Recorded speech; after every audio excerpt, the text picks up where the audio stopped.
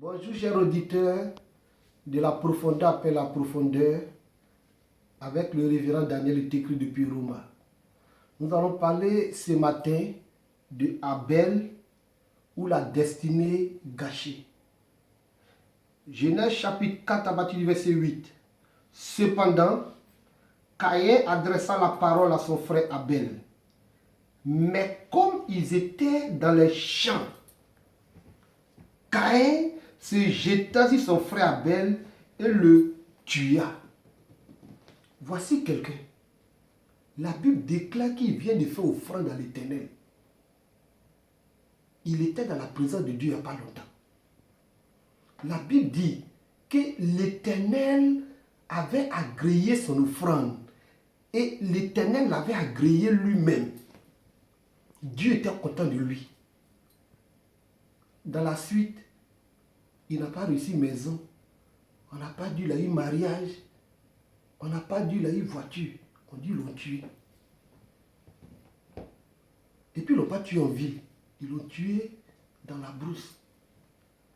Comment quelqu'un qui a une telle faveur de l'Éternel peut mourir la tête cassée en brousse?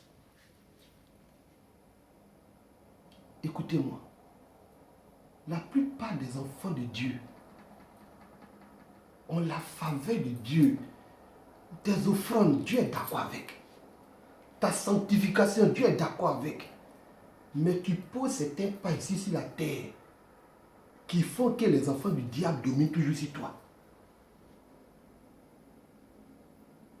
La première erreur d'Abel, il a marché avec quelqu'un qui était frustré. La Bible dit Caïn, son visage n'était plus le même. Il était un homme frustré. Un homme frustré te dit alors en brousse et puis tu t'en vas à lui. On peut être loin et être naïf. On peut avoir la grâce de Dieu et puis on n'est pas intelligent. Tu peux faire des offrandes. Le ciel va s'ouvrir sur ta tête. Et puis un païen peut casser ta tête. Parce que tu n'es pas intelligent. Je sais qu'il parlait en langue dans le champ là-bas. La seconde qui a suivi, ils ont cassé sa tête. La deuxième chose, Caïn l'a entraîné sur son terrain. Toi, tu es chrétien. Tu fais quoi sur le terrain des païens? Tu fais quoi au champ? Tu allais faire quoi là-bas? Je suis en train de parler à quelqu'un ici aujourd'hui.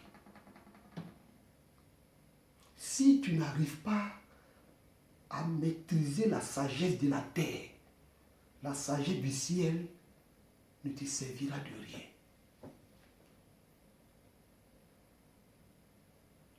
Écoutez-moi, commencez à apprendre à être intelligent.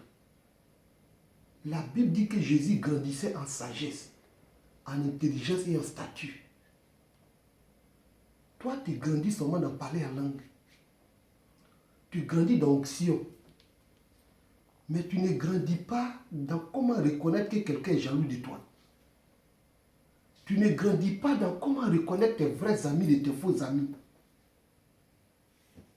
Tu ne sais jamais comment reconnaître quelqu'un qui va te piéger. Le corps de la vie peut te sauver la vie. Écoutez-moi, je vais vous rendre un témoignage. Un jour, je priais, le ministère c'était tellement difficile. Je priais et disais, Seigneur, Seigneur, donne-moi à manger. Et j'entends la voix de Dieu qui dit, je suis avec toi, mon fils. Lève-toi, marche, je t'ouvrirai une porte. J'ai obéi à la voix de Dieu. J'ai commencé à marcher sur la route et j'ai vu un billet de 5000 francs CFA. Mais l'Éternel ne m'avait pas appris que quand tu ramasses l'argent, il ne faut pas crier et ramasser l'argent. Quand j'ai pris l'argent, j'ai dit, hey, il vient de ramasser 5000. Il y a un voyou à côté qui a dit, ah, viens faire ça pour moi. J'ai perdu mes 5000 il n'y a pas longtemps à chercher. Je savais que ce n'était pas pour lui. Mais je ne maîtrisais pas les choses de la terre. Auditeur de la profondeur, appelle la profondeur. Ne va pas chercher quelqu'un qui est frustré. Ne va pas sur le terrain de quelqu'un qui est contre toi. Aie l'esprit pour reconnaître qui est avec toi et qui n'est pas avec toi. Sinon, l'onction ne te servira de rien. Que l'Éternel te bénisse. Qu'il te donne la sagesse d'en haut et la sagesse d'en bas. Vis longtemps. Ne laisse pas un fils du diable gâcher ta destinée. Apprends auprès des pères. Apprends auprès de ceux qui sont tombés, se sont relevés. Demande aux vieillards quelle est leur expérience. Et Dieu sera avec toi. Que l'Éternel vous bénisse et que la grâce de Dieu soit encore avec vous. Auditeur de la profondeur, appelle la profondeur.